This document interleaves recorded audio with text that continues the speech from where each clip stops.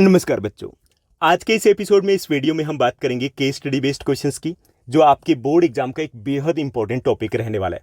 जैसे कि आप सभी को पता है कि सीबीएसई के ऑफिशियल सिंपल क्वेश्चन पेपर के अकॉर्डिंग आपके बोर्ड एग्जाम में 2-4 marker case study based questions रहेंगे।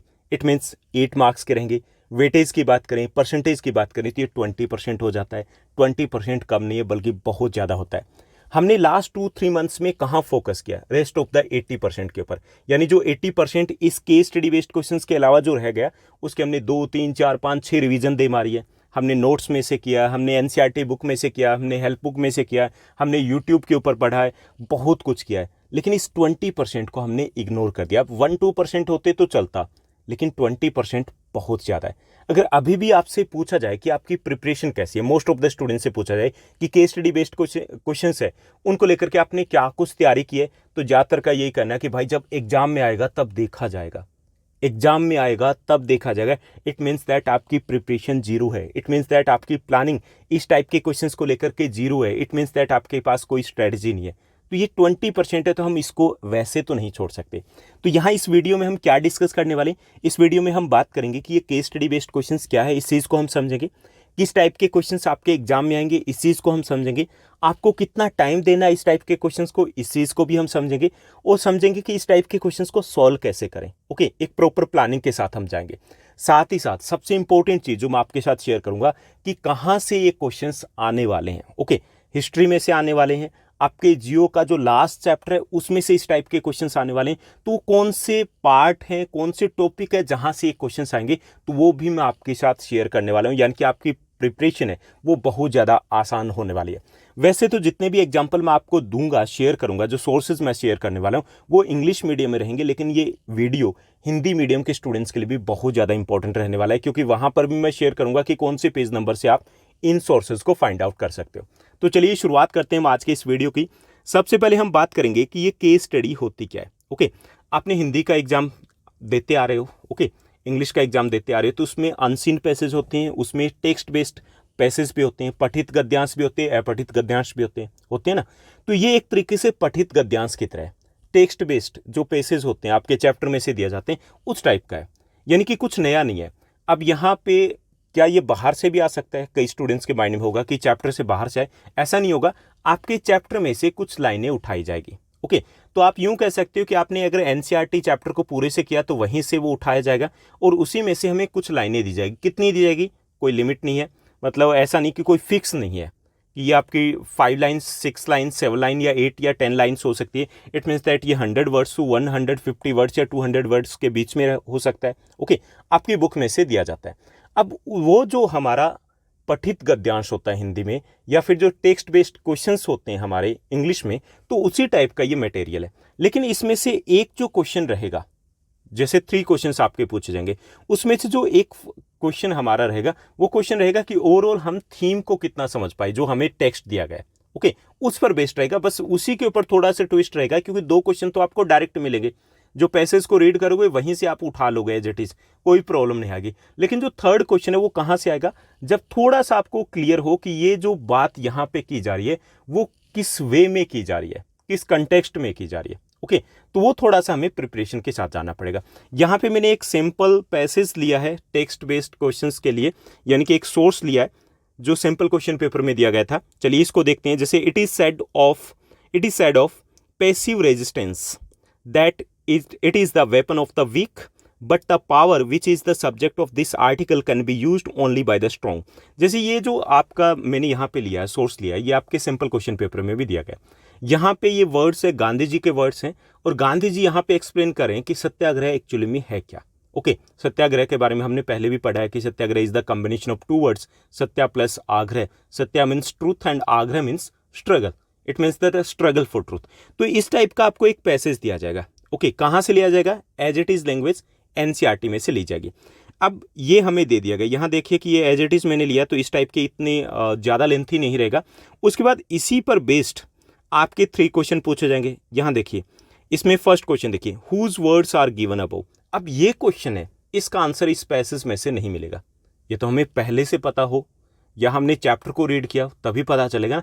तो मैंने तो बता दिया कि गांधी जी के वर्ड्स हैं। तो इस टाइप का एक क्वेश्चन आपका रहेगा जिसके बारे में आपने जब चैप्टर से कोरिलेट कर पाओगे तो आप उसको बता पाओगे, या फिर उसके मेन थीम को समझ पाओगे तो आप उसका आंसर दे पाओगे। दो क्वेश्चन आपके डायरेक्ट रहेंगे। जैसे थर्ड क्वेश्चन को देखिए, डिफाइंड सत्याग्रह, यहीं पे डेफिनेशन दी गई, उसको हम उठा लेंगे।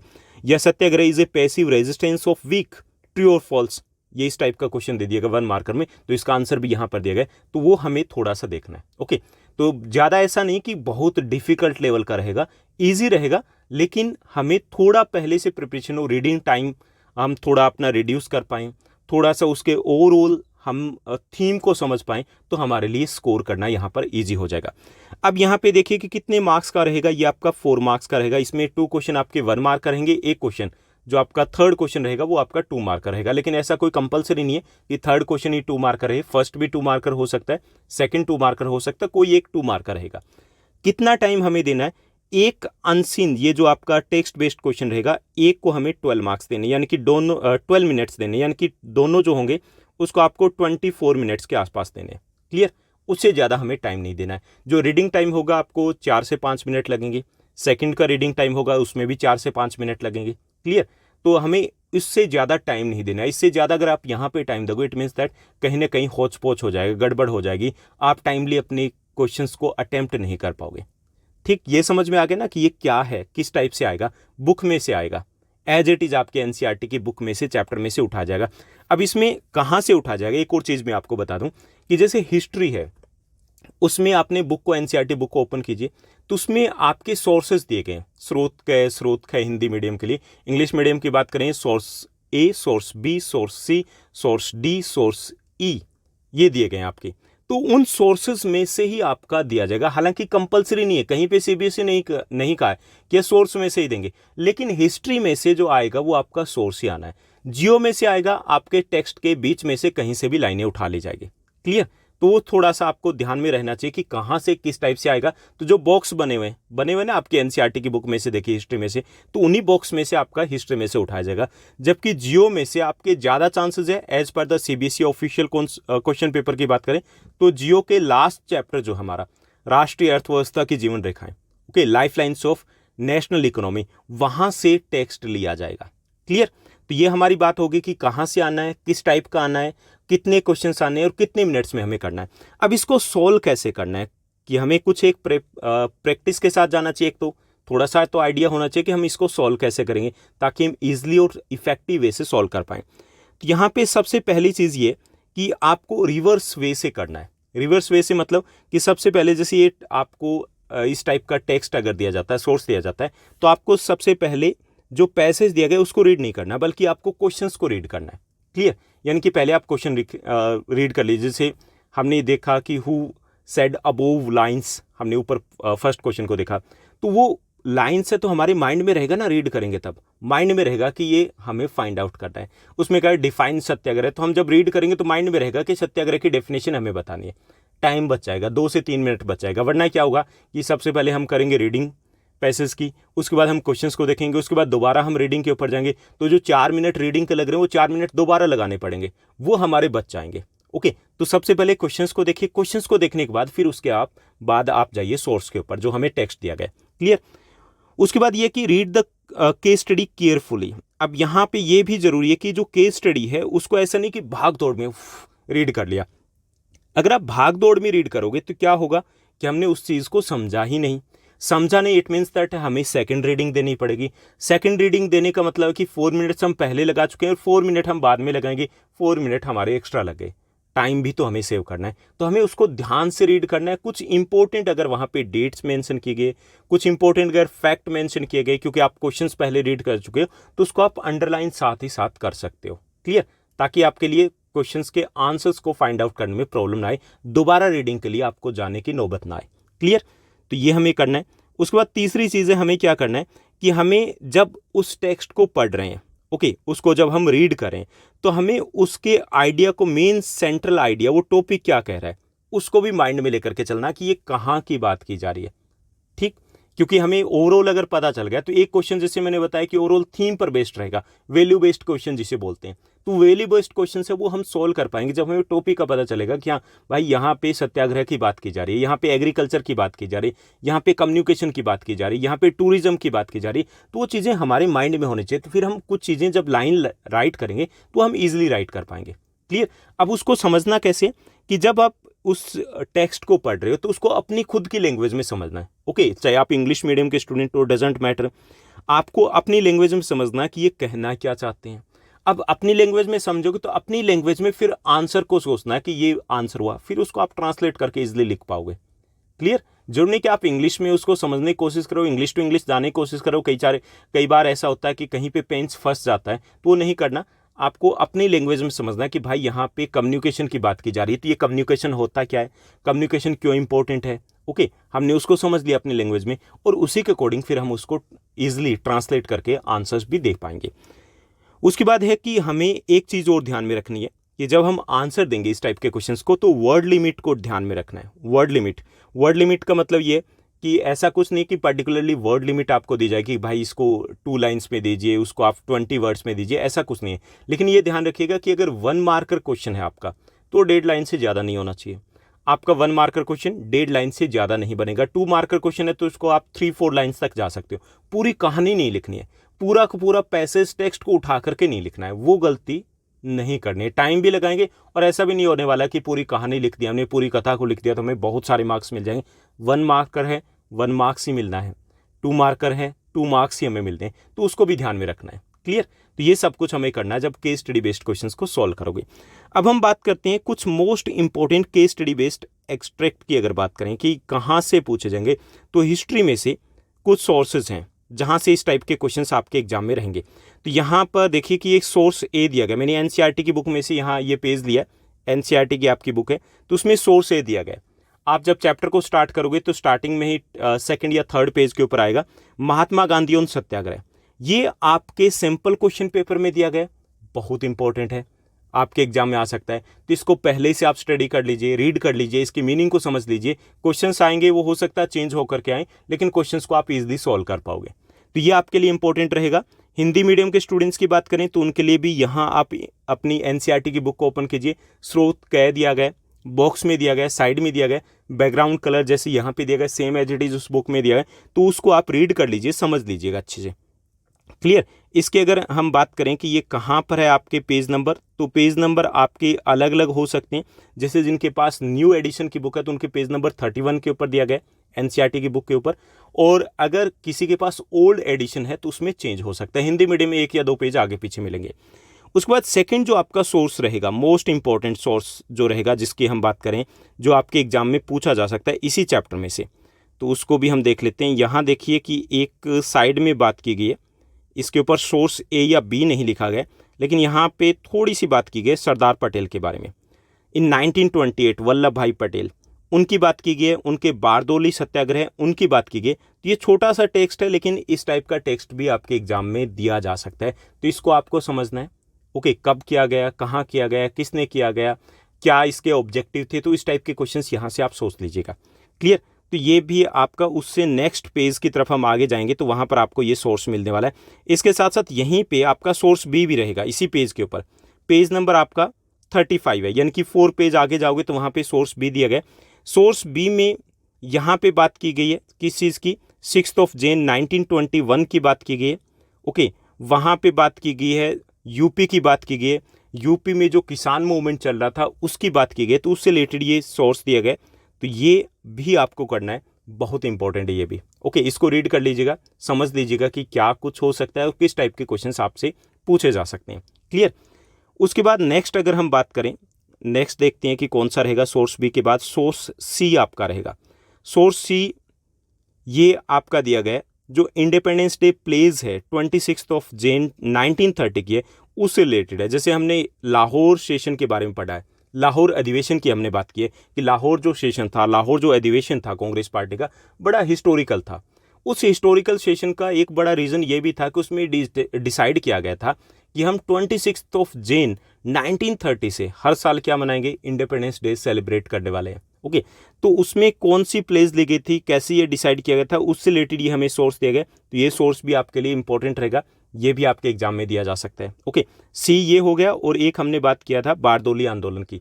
ओके, यानी कि टोटल हम अब तक 4 सोर्सेज की बात कर चुके हैं जो इस चैप्टर से रिलेटेड है और आपके एग्जाम में पूछे जा सकते हैं। उसके बाद हम आगे थोड़ा सा और बढ़ेंगे, आगे देखेंगे यहाँ पे इसके अगर पेज की बात करें, ये थोड़ा सा टेक्स्ट ब्लर हो जाता है जब भी मैं आगे मूव करता हूँ कर्सर को। तो यहाँ पे ये पेज नंबर 39 में, यानी कि पहला आपका पेज नंबर 31 है, दूसरा 35 है और तीसरा पेज आपका 39 रहेगा। उसके बाद नेक्स्ट अगर टेक्स्ट की बात करें तो बॉक्स 1 यहाँ पे कुछ दिया गया है, उसको देखिएगा। बॉक्स 1 यहाँ पे बात की गई है भगत सिंह की, यहाँ पे बात की गई हिंदुस्तान सोशलिस्ट रिपब्लिकन आर्मी की बात की गई, HSRA की बात की गई। तो ये बॉक्स 1 आपका दिया गया है, यानी कि ये बॉक्स में अलग से सोर्स बन जाता है, तो ये भी आपके एग्जाम के लिए इंपॉर्टेंट रहेगा। ओके, काफ़ी ज़्यादा इंपॉर्टेंट रह सकता है, तो इसको भी आपको देख करके जाना है कि हिंदुस्तान सोशलिस्ट रिपब्लिकन आर्मी क्या थी और फाउंडर मेंबर कौन थे। फिरोजा कोटला में इसको बनाई गई थी और इसके फाउंडर मेंबर जो लीडर थे मेन, उसमें इंक्लूड थे भगत सिंह जी, इसमें इंक्लूड थे जतिन दास, इसमें इंक्लूड थे अजय घोष। ओके, तो इसके बारे में आपको रीड करना है। तो ये आपका 3 सोर्सेज हमने कर लिए और 2 हमारे बॉक्स में, बॉक्स ए और बॉक्स पहले भी हमने किया था, तो ये हमारे 5 हो जाते हैं यहाँ से इस चैप्टर में से। उसके बाद सोर्स, नेक्स्ट सोर्स भी दिया गया है। ओके, जैसे हमने ऊपर सोर्स किए हैं, ABC किए हैं, ऐसे ही हमारा नेक्स्ट वाला सोर्स है। नेक्स्ट वाला सोर्स यहाँ देखिए कि आपका छोटा सा एक सोर्स दिया गया है, लेकिन ये भी एग्जाम के लिए इंपॉर्टेंट रहेगा। सोर्स D है आपका। ओके, सोर्स D की बात करें तो यहाँ पे किस चीज़ की बात की गई, यहाँ पे बात की गई 1930 की बात की गई, यहाँ पे मुस्लिम लीग पार्टी की बात की गई और उनके पार्टिसिपेशन की बात की गई कि जो हमारा मूवमेंट चला था 1930 से, तो उसमें उनका पार्टिसिपेशन कितना रहा था, कितना क्यों नहीं रहा था, क्या डिस्प्यूट्स थे कांग्रेस पार्टी के साथ, क्या डिस्प्यूट थे गांधी जी के साथ, वो सारी चीज़ें यहाँ पे डिस्कस की गई। तो ये सोर्स क्योंकि बहुत लेंथी है, पहले से पढ़ लोगे तो ज़्यादा ईजी रहेगा। ओके, ये हमारा सोर्स D हो जाता है।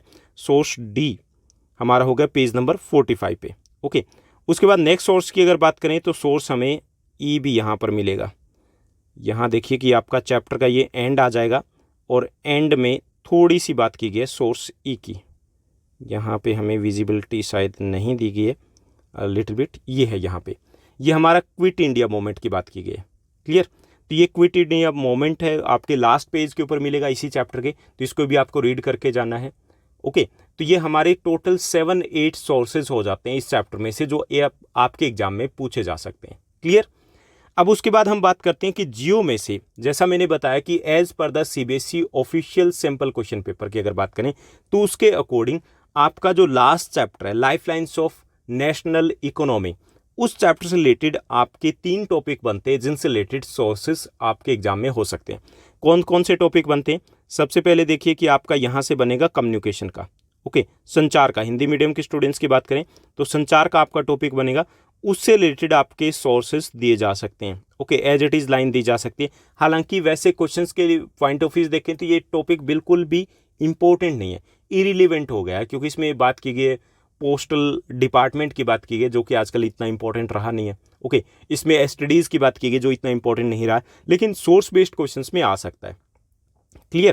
तो ये आपको देखना है कहाँ से, संचार, कम्युनिकेशन आपका दिया गया है। पूरे टॉपिक को अच्छे से रीड कर लीजिएगा और माइंड सेट कर लीजिएगा किस टाइप के क्वेश्चंस पूछे जा सकते हैं। उसके बाद नेक्स्ट अगर हम बात करें, नेक्स्ट जो आपका टॉपिक रहेगा, इससे नेक्स्ट ही पेज है, वहाँ पर ही आपका ये टॉपिक दिया गया है कि इसके साथ साथ बात की गई ट्रेड की, इंटरनेशनल ट्रेड की।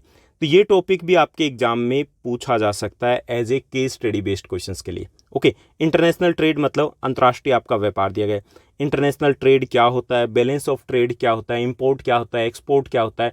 इंटरनेशनल ट्रेड जो है उसमें हम कौन सी कमोडिटीज़ है जिनको इंपोर्ट करते हैं, कौन सी कमोडिटीज़ है जिनको हम एक्सपोर्ट करते हैं, इस टाइप का ये टेक्स्ट बनेगा और इसी टाइप के आपके क्वेश्चंस पूछे जाएंगे। क्लियर? तो आप जितने भी सैम्पल क्वेश्चन पेपर मार्केट में अवेलेबल है तो उसमें भी देखोगे कि इन्हीं से रिलेटेड ही आपके केस स्टडी बेस्ड क्वेश्चंस वहां पर दिए गए, तो चांसेस है कि इस बार भी यहीं से ही पूछे जाएंगे। उसके बाद जो नेक्स्ट आपका लास्ट टॉपिक रहेगा यहाँ से जियो में से, जो इंपॉर्टेंट रहेगा, जिसको आपको प्रिपेयर करना है, जिसको आपको रीड करना है, ज़्यादा टाइम नहीं लगने वाला इन सभी टॉपिक में।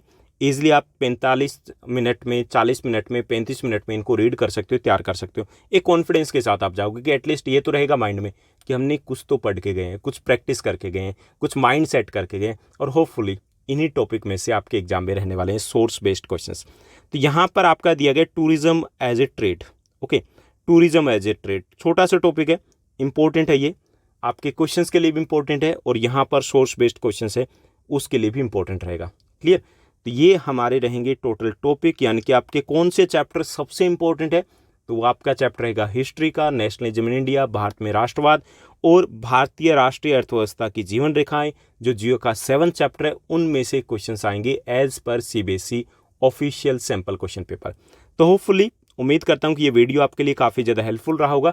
हालांकि लास्ट में थोड़ी सी आपको प्रॉब्लम आई होगी कि जो जिससे ही हम इसको स्क्रॉल करें आगे की तरफ जा रहे हैं तो ये ब्लर हो जाता है आपकी पीडीएफ की फाइल, लेकिन फिर भी बाकी सारी चीज़ें, बाकी सारे टिप्स आपके लिए इंपॉर्टेंट रहेंगे। हाँ, एक और चीज़ मैंने आपके लिए प्रिपेयर की है कि आपकी जितनी भी इंपॉर्टेंट डेट्स है हिस्ट्री की, वो एक जगह एक ही वीडियो मैंने डाल के आपको दे दिए, क्योंकि ये आपके सोर्स बेस्ड क्वेश्चंस में या कहीं पर पूछा जाता है या 3 मार्कर क्वेश्चन में पूछा जाता है, तो आपको 10 से 15 मिनट लगेंगे, वो पूरा रिवाइज आप कर लोगे। क्लियर? तो बस इस वीडियो में इतना ही। Thank you, bye bye, have a nice day.